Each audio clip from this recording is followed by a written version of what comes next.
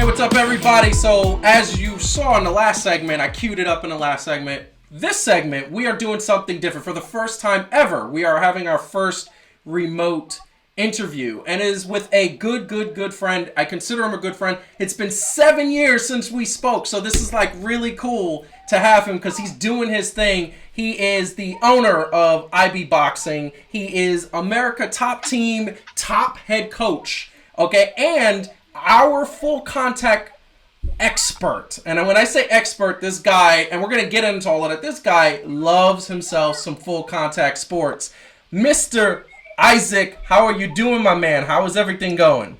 All right, man. Thanks for having me on. I appreciate you guys. Yeah, all is well. Very much, very much. I mean, here's the thing. I've known you for many years, and I remember one of the things that we spoke about many times, and we've had many like fight nights where we've seen fights together, MMA fights, UFC, boxing. You love this sport that you are in. Tell me, what is the breakdown of what you're into right now? What is going on? What is happening with the company? And by the way, love the title IBBoxing. It is so creative. Explain all of that to the viewers out there. So I'm a brand of within a company. I work for American Top Team Low Country. The head instructor there is Maliki Friedman, great jiu-jitsu instructor, by the way. Guy's a master, and we've got master classes that go on in that gym where guys like Ryan Hall show up, and all sorts of people from the headquarters over in Coconut Creek come through. So the American Top Team as a brand, as a company itself, is also, bringing people in from different areas and different arenas. And they hired me as the head boxing coach. But I consider myself a brand because I've gotten myself out there in a social media world where I've, established myself as a coach and as a leader in the combat sport arena. And so I think that, I just like to label myself as a coach, really. And that I'm also a student of the sport. I study pretty much almost every day. I study combat sports, whether it be UFC, or boxing. That's pretty much a revolving thing here. I love it. And the passion that you've shown, that's what I want to know is you've been loving these types of sports for the last. I love the beer. That's great. That's what our fans want to see. Go for it. Hey, I am not a fighter. I'm a coach. Do not drink if you're a fighter. Exactly. That's just the coaches can drink. This is well. I'm taking a siesta right now, guys. So yes, this is we're in a difficult time, and yes, we'll get to that. But we'll get to that totally. And so my question is, you've been into boxing and now MMA for years. When was the first time? How old were you when you were introduced to boxing? And then later on MMA, what's the journey of what got you into these full contact sports? Which, by the way, I don't really know a person in my life who knows more about full contact sports than you do. What was the earliest you could remember about that? So I was about 10 years old when I was introduced to any combat sport at all. And the first thing that I studied was Taekwondo, and I was a kid. I didn't like it. My mom put me in that, and she was like, I think that it's important that you like whatever you're going to do. And I said, yeah, I was like, I'm not really into Taekwondo. I was like, but we had a neighbor who was a boxing coach, and he also used to actually go to our church, and he was a police officer, and he did the PAL program through the YMCA. The PAL program is the Police Athletic League, for those who are novice to that. Those who know understand that league itself has saved many children and many kids from themselves and from their background and their surroundings. And that's what it did for me. I was about 12 years old when I first laced up. I was 10 years old when I first got introduced to it, but about 12 years old when I first laced up my first gloves.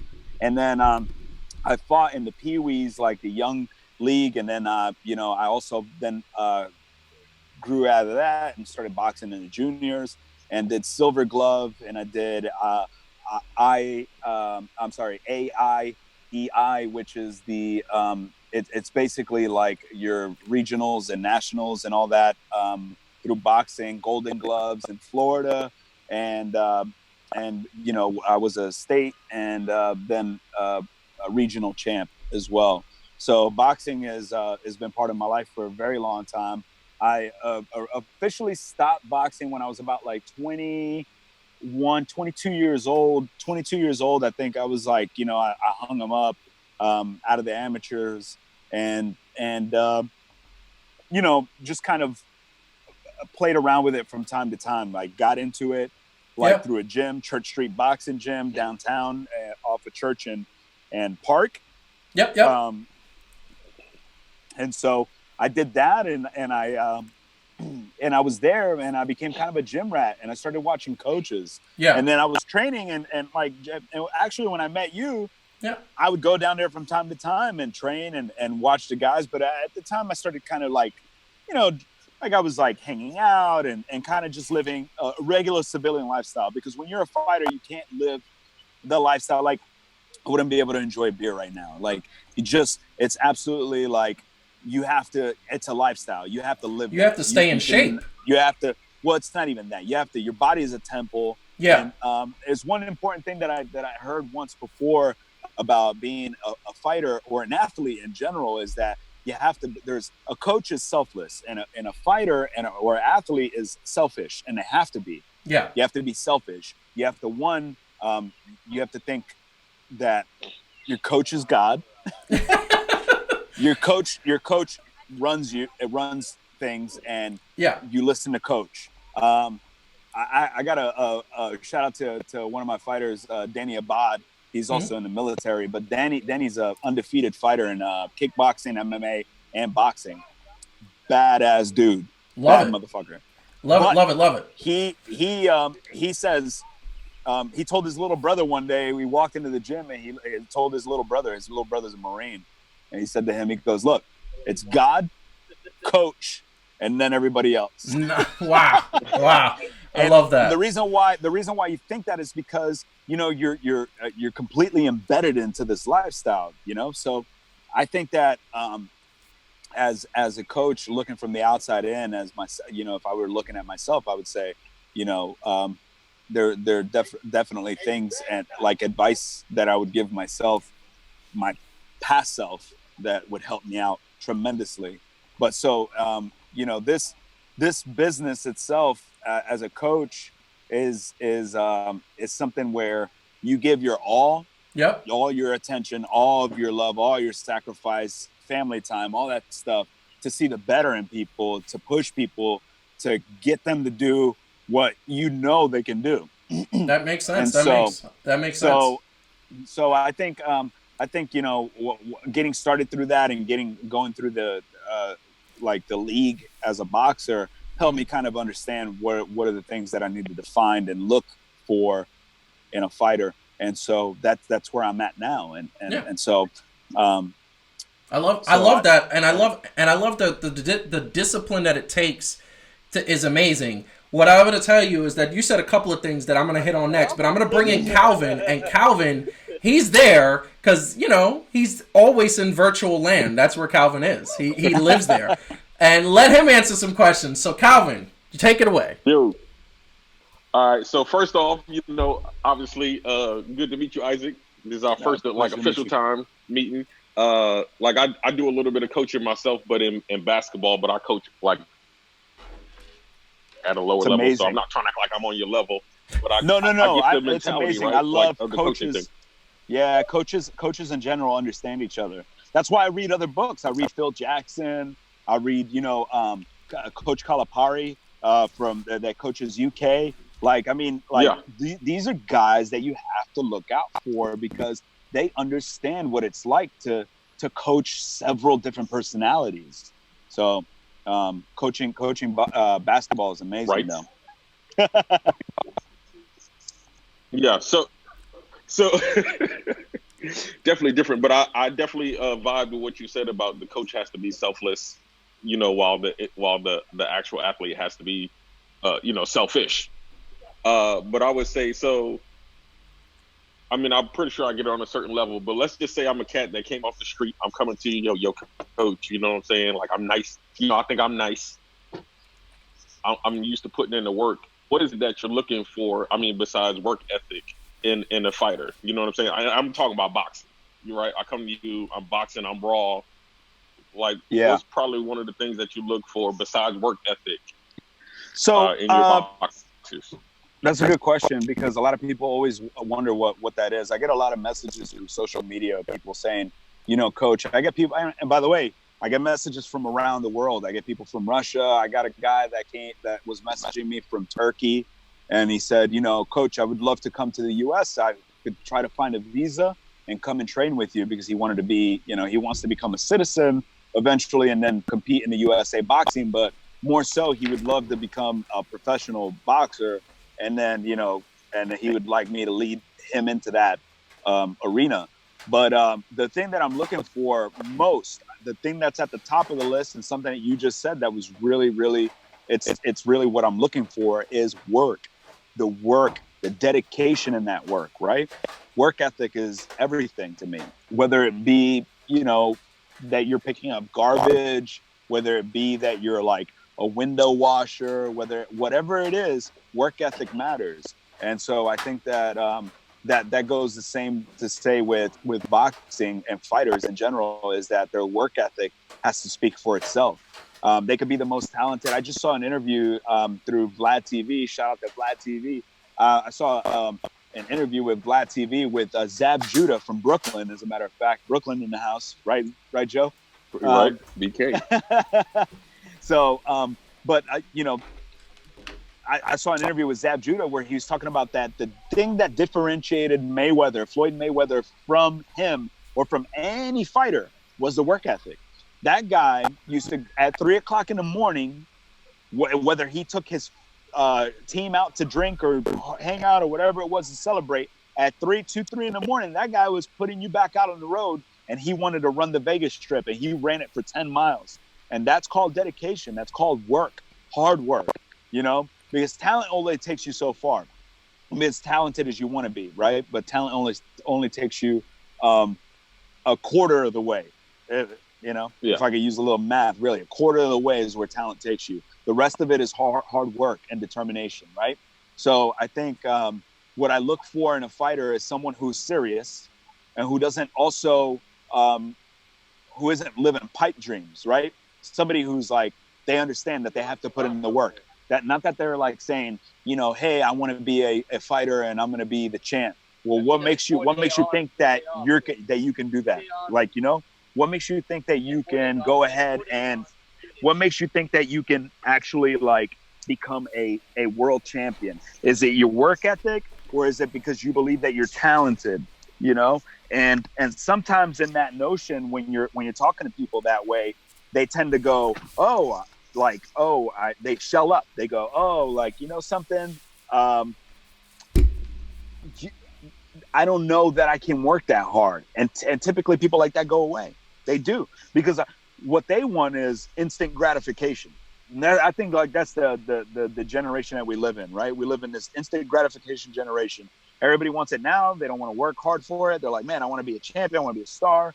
And because now we've got social media, people feel like they've got something to gain from that work. Imagine that I've only got like so many followers, right? But I've been in this game for about, 20 something years, right? Yeah. So, and there are people who are like, I've got 10,000 to 30,000 followers, but I've only been in this game for about 2.5 years. They're not doing it for the wealth of knowledge or to help or to become the best that they can at being a world-class like coach or someone who can train people. That what they're looking for is the clout. They're looking for social clout. They're looking for popularity. They're looking for The you wealth. know, The wealth. wealth, Yeah. right? And so I think it's important to understand the difference, right? And that's where when you think about coaching, you know, and like you said before, like just reiterating what I mentioned prior to this was that, you know, it's really a selfless thing. It's a selfless thing to do. Coaches don't make a ton of money unless they get way up there. Yeah. Right. I mean, you got to be Freddie Roach. Right. You've got to be Phil Jackson. You've got to be in the collegiate. You've got to be Calipari. You know, you can't just, you know, but for the most part, a lot of coaches, you know, they live a decent lifestyle. You know, they make a decent living. They're middle class individuals. I'm not trying to make the millions. What I want to do is that when I hang them up, when the day comes that I'm gone, that people will look at me and say that my legacy lives on through my fighters and through the people that actually gained something out of this, that made something out of themselves, right? I think that's going to be the target. You know, obviously, like, I love American Top Team and where I'm at, and they know very well that my target audience is the inner city kids. It's the kids to get them off the street. It's the, you know, so, you know, coaching to me is an absolute passion. It's not a fly by night thing. So, yeah. I love that because here's the thing. One of the things that I've always said is that if we don't have certain, you know, sports for me always took me away. And we've said many times on the show that sports is our escapes. And whether it's basketball, baseball, for me, when I was a little kid, it was baseball. From the time I was 4 to the time I was almost 25, baseball was like my outlet of, like, when things are tough, I'm going to get focused. And every time that I look back on my life and I say, oh, things are a little dark or I didn't make good choices, I wasn't watching sports. It was like, I really wasn't. I was just like, I would go home and I'm like, oh, I'll watch it later. And I didn't. And I realized sports is a calming effect. And we get that through your social media. And for those who have not followed Isaac, it's IBBoxing, I believe, with 2 B's, correct? Right. So it's IB, which is my initial, Isaac Bentancourt. Yep. And then boxing. That's pretty much it. So IBBoxing. And that's his handle on Instagram, and from there you can follow everything else. And he has some amazing videos that are entertaining, educational, and it makes me say, and I remember the one thing, and I know Isaac for many years, but it makes me say, this is something he's passionate about. Like, it's not just, okay, he wants to just find the next big fighter. No, he just loves what he's doing, and that comes across in all your videos. Now, I'm going to switch topics for a second, because right now we're living in a world right now where it's not safe. Things are crazy. Things are shut down. Yeah. Sports are shut down. It's something that we never thought we would see unless you're watching The Walking Dead. Okay, where it's just kind of crazy. We're not there yet, but so the fight, you know, full contact sport, in the sport's name is full contact, and this disease, COVID-19, you can't touch people. So what are you guys doing in the full contact world?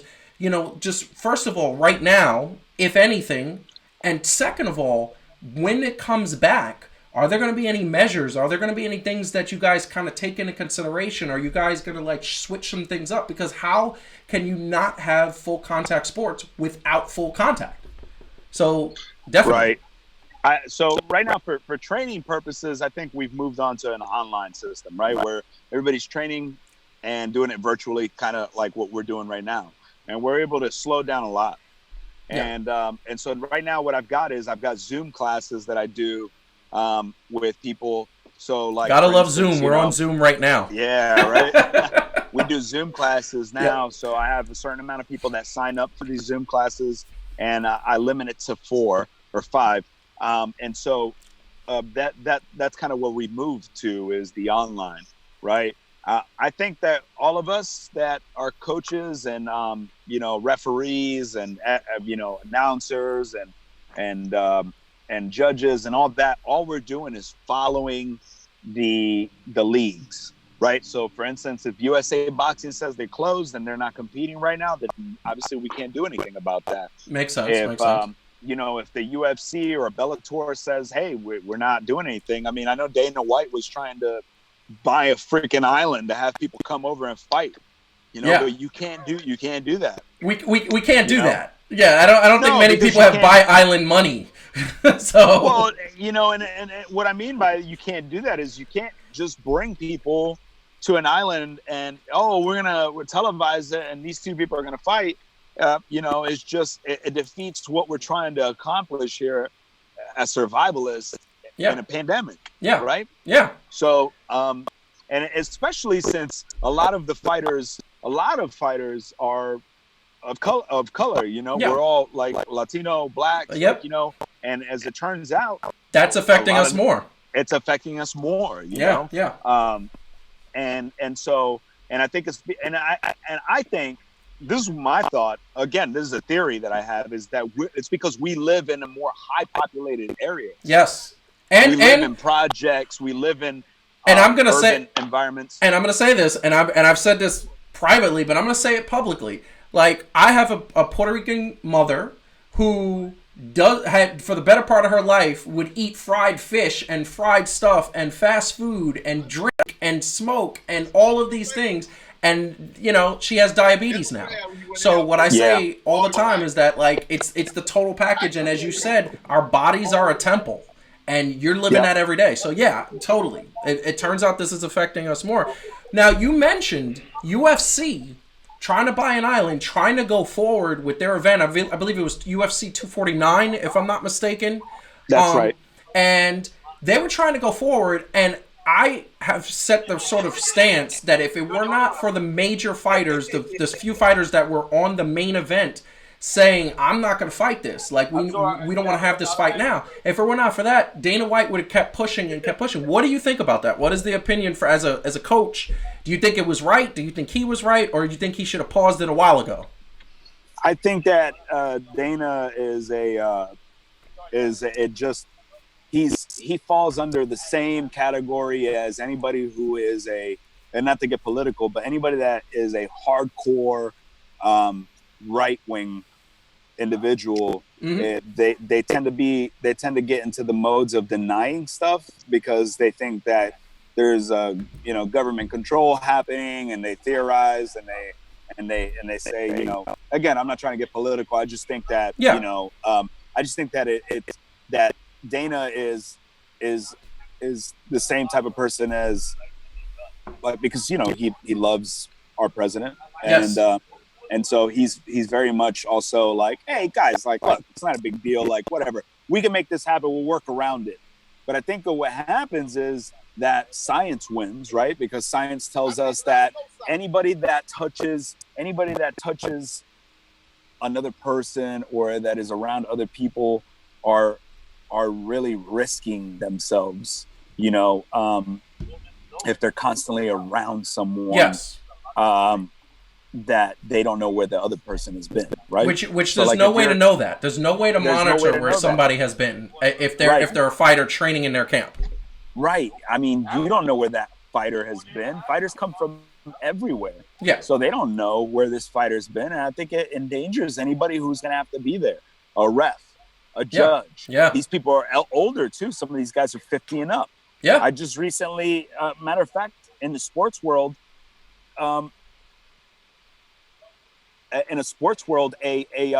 photographer, videographer just died from COVID-19. Yeah, I saw that. Yep. Famous. Yeah. Famous. I think I don't want to mispronounce his name. Aussie, I think his name is how you say it, or I think it's Aussie. That's he is correct. That is correct. Miguel Cotto just put something up, and Michael Rappaport and a couple people. Even love Dana Michael White Rappaport. Michael Rapp. Yeah, his videos of Stay Home have been absolutely epic. Legendary. Oh my God, epic. Rappaport's he's New York hardcore too, so you can't quite him. Yeah, but yeah, man, I think like I think it's selfish. Yeah, It's slightly selfish for Dana to think like, hey man, we can make this happen. Like, I'm gonna make it happen. It's almost like a show-off thing. Like, I'm going to make this happen. I don't care what anybody else says. I'm going to get an island and work a way around it. He's looking for loopholes. the truth is it's insensitive and it's selfish to try to find a loophole around something like this, because we're all suffering together. Yeah. We're all of us, coaches, fighters, refs, everybody that's in that sport, in boxing or MMA, we're all suffering, man. Everybody wants to be back in the gym. Everybody wants to be back fighting. Fighters love to fight. They want to fight. They want to be training and doing stuff, but you can't. It's just, this is the reality that we're in right now. It's true. You know, so I think it's selfish. I mean, you know, I like Dana White as the owner of UFC and promoter and all that, but separating that from this, it's selfish. So totally, and you know, like we you know, we've talked about it on the show. Me and Calvin, we had the WrestleMania show last week because we did like to do sports and sports entertainment. Yes, sir. Because you know that's not real, but we love it. But Vince McMahon it's as real as can be, my friend. It is real as can be because you can get hurt. We've had this conversation. Those guys jump off top ladders, and you can't brace the fall when you're jumping off of a ladder and landing on somebody. It's just really impossible. Those guys are athletes. There's a documentary about it right now. It's really about Chris Benoit. So. I got to check that out. But Calvin, and me and you have talked about this. We talked about it with the other host, Brian, who doesn't believe wrestling is real in any way, shape, or form. Calvin, you see that look? He gave a look like disgust. And, you know, I'll let you ask the question to Isaac as a professional full contact coach, man. What would you know, Calvin, go ahead. Because that is your issue. He was not happy in that discussion. Well, yeah, no, I love the fact that you pointed out the one point that people tend to overlook, right? And that's that they're athletes, right? So whether the outcome is scripted or whatever the case may be, it's athletes. You got to take all of those things into account. But it's something that you said that I want to pose a question to, right? Like what you talked about. There's a difference, right, between, and you know this in coaching, especially probably in your sport. There's a difference between confidence and cocky, right? So like, what do you do when you have fighters that you see that are going past confident into that cocky mode? Like, how do you help them against themselves? You know what I'm saying? Yeah, no, that's a good question. I think what happens is there's confidence and then there's cockiness, and cockiness is not checking your ego at the door. That means you walk in and you're egotistical and you automatically believe that that you're right about everything. And I think that's the difference. There's that fine line between the confidence and cocky. Cocky is stepping into the area where you go, I don't need to listen to my coach. I already know everything that I need to know, and I don't need to like follow any rules at all. I do what I do, and that's pretty much it. Confidence is saying, I believe in what I've done and what I've practiced and all the hard work that I've put in. And now I'm going to move past that into the point where I understand my skills are there because I've help myself and someone else has helped me get there as well. And that's believing in your team. So confidence is such a different place than cocky, because cocky is delusion and confidence is the knowing, the knowledge, right? And so when I tell my fighters, when new guys come in, they get a reality check really quickly. And I don't have to teach them that. They learn it. They learn it by being in that environment. You know, so if you got let's say you've got a gorilla who's been in the zoo for a very long time. This gorilla is in that zoo, and the gorilla is like, you know what? I'm a tough motherfucker, man. Nobody can mess with me. I'm a gorilla. Look at me. And then you take that gorilla and you put him in the wild. And then that gorilla goes, holy shit. These gorillas are crazy. And these motherfuckers can throw down. And these gorillas are not playing around. They'll kill me. Yeah. They will kill me. They'll kill me, and then they'll eat me and feed on my carcass. That's what it's That like. Is a very, I want to say that's a very, very dark depiction, but very accurate. but so this is what happens because we're humans, we're animals, right? That's all we're all. We are animals. Whatever the belief is, we are animals. We're mammals, right? So I think what happens is you get around something that energy overpowers you, right? I've had guys that walk into that gym, they don't fucking understand what they're getting themselves into. They walk in there and they're like head high and they're like, You know something? I got into a street fight once, and I'm bad. Oh, I beat this guy up, and blah blah blah. And they walk in there, and they're like, I used to play hockey. Oh, I used to play football. And they come in, and they got this. And the fighters don't have to say anything. I don't have to say anything. I don't have to do anything. They see it. Yeah. They experience it. They feel the energy. They go, oh, I get it. I get what it's like to be around wild dogs now, or a wild gorilla now. Yeah. This is different. This feeling, this energy is different. I don't know what it's like. I've never felt that before. But they shut down immediately. And it's like the military. They break you down and they build you back up. Yeah, that makes sense. So to follow up on that, what would you do if somebody's doing that? Would you tell them would you give them a chance, or would you just not coach them, or like what would happen? No. There's a lot of people that come in with that attitude. There are people that come in meek, and then they develop that personality. Yeah, they come in very like quiet and humble, and then after a couple months, and they feel this confidence takes over. Then they develop cockiness and ego, and then they show up, and they're like, all of a sudden one day they've got, maybe you gave them too many compliments, and then they show up and they've got this big ego that they've developed. Then there's people that come in with the big ego, and I don't like I said, I don't have to say anything. I let the room speak for itself. Yeah. They stay after and watch these guys spar, and then they go, you know what? I'm not good enough. I can't handle myself that way. You ever seen guys in like the hood, dudes that think that they're hard as fuck, and then you see them throw up their hands and you look at them and you go, oh baby, you don't know what the fuck you're doing. Yeah. I think we have all seen somebody like that, or many people like that in our lives. 100%. You get a guy that has been tough all his life. Yeah. I always tell people, I go, you know why 50 Cent smiles so much? Because he understands that he can throw his hands around. Yeah, exactly. He understands that not one single person can walk up to him, unless he's a fighter. Yeah. Anybody that's a hood dude can walk up to him and handle him, because he used to box. Yeah. He knows how to handle himself. You see that confidence exuberates. People that are scared or frightened of who they are, or they have to put out some sort of like a shield. Yeah. So to speak. Is because they're trying to put it on because they don't feel confident enough that with themselves, or how they, So very much. When you get somebody that runs their mouth constantly and they're like, wow, something, blah, blah, blah, and they're like really overly cocky like that. Yeah. All you got to do is watch how they react when they get around real wild animals. When they get around guys that are fighters, they turn into shrimp. Yes, it's true. I think one of my favorite sayings, and I feel like it was Al Pacino saying this, the loudest one in the room is the smallest one in the room. Like, that's the bottom line. And that's why you got to, and I think it was Devil's Advocate where he said, never let them see you coming.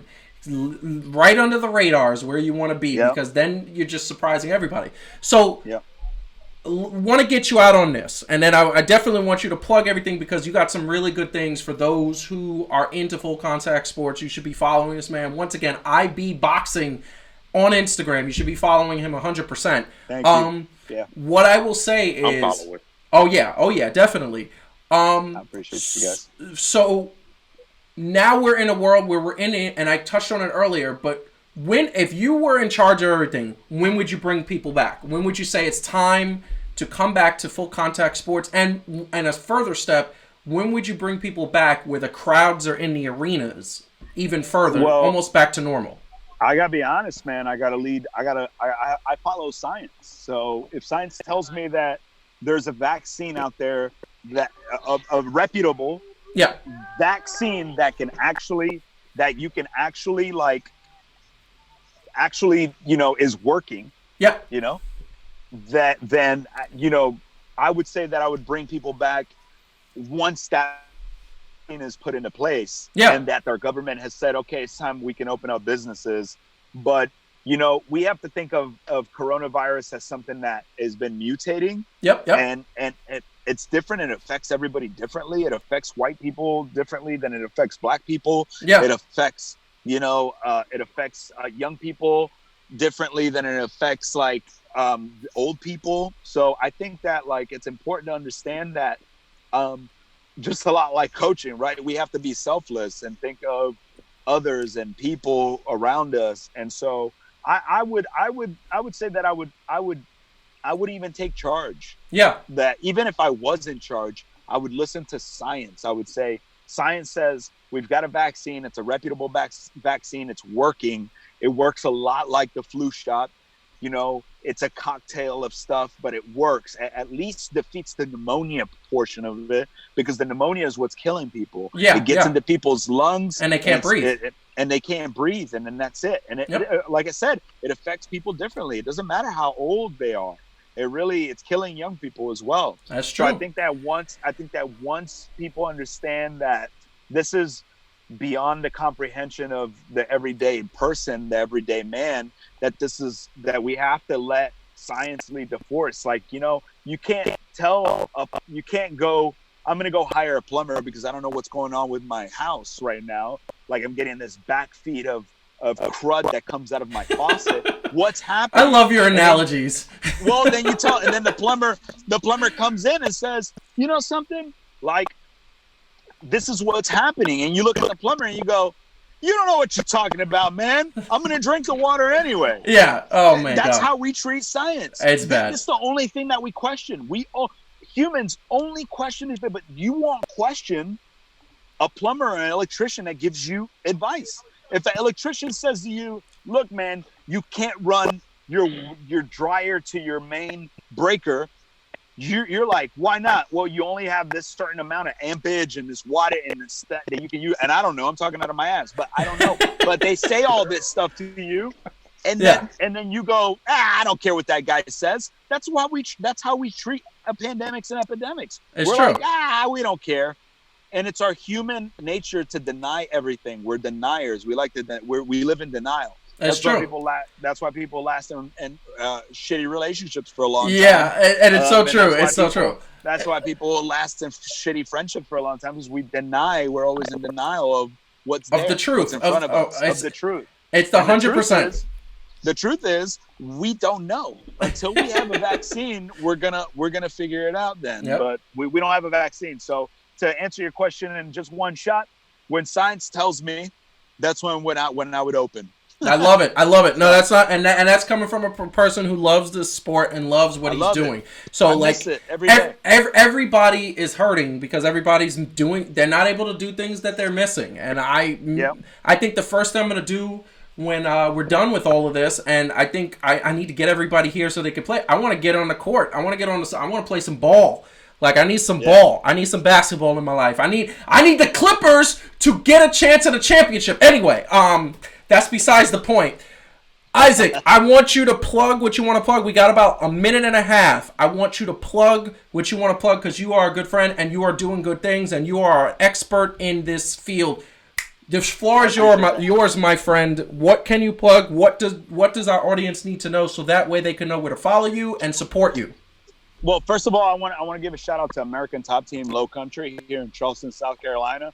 Without them, I honestly, I don't know where I would be. I probably would have started my own thing, but I would be starting grassroots. It would be from the ground up. And they've given me a place where I can build my name. So a big shout out to American Top Team Low Country, Malachi Friedman and Sarah Friedman. They treat you like family. They're a great place to be. It's a great gym. If you ever want to learn MMA, that's the place to be, man. Mixed martial arts. They teach Muay Thai, Brazilian Jiu-Jitsu. So big shout out to American Top Team.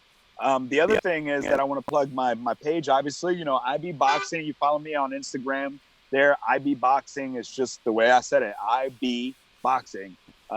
So follow me. I do tutorials and I give classes on there live sometimes. So you can follow me, and then sometimes I'll do live courses on there. You can always ask me questions, drop me a line, but definitely go to the page and follow, guys. I really appreciate the support.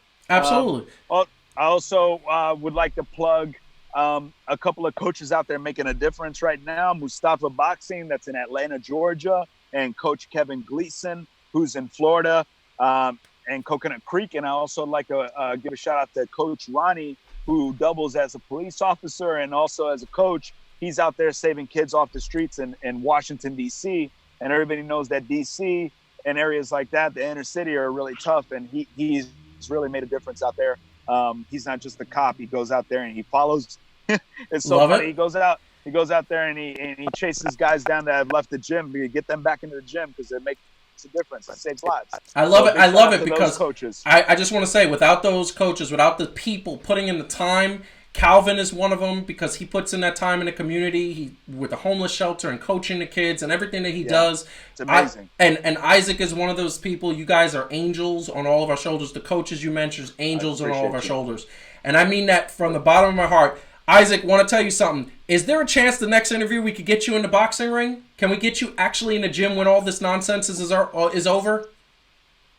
Oh, absolutely. I would love to. I could get you guys in there. We could do like a little, tutorial. Love it. Yeah, absolutely. And I'm all game. I would love to have the boxing ring and people boxing behind you. That would be amazing if we could somehow work that out. And I would love to interview the owners of the people you mentioned if we could facilitate that. Sure. All that's up and good. Gotta go, gotta run. Appreciate your time. Appreciate you, Thank you so and much. everything you're doing, man. It is amazing. Calvin, feel free to say goodbye. Oh, Calvin. yo, from one coach to another, it's been a pleasure. Thank you, Calvin. We're gonna have to link up. Keep fighting the good fight, brother. Coaching is, like I said, it's a selfless thing, and I respect a lot anybody who coaches.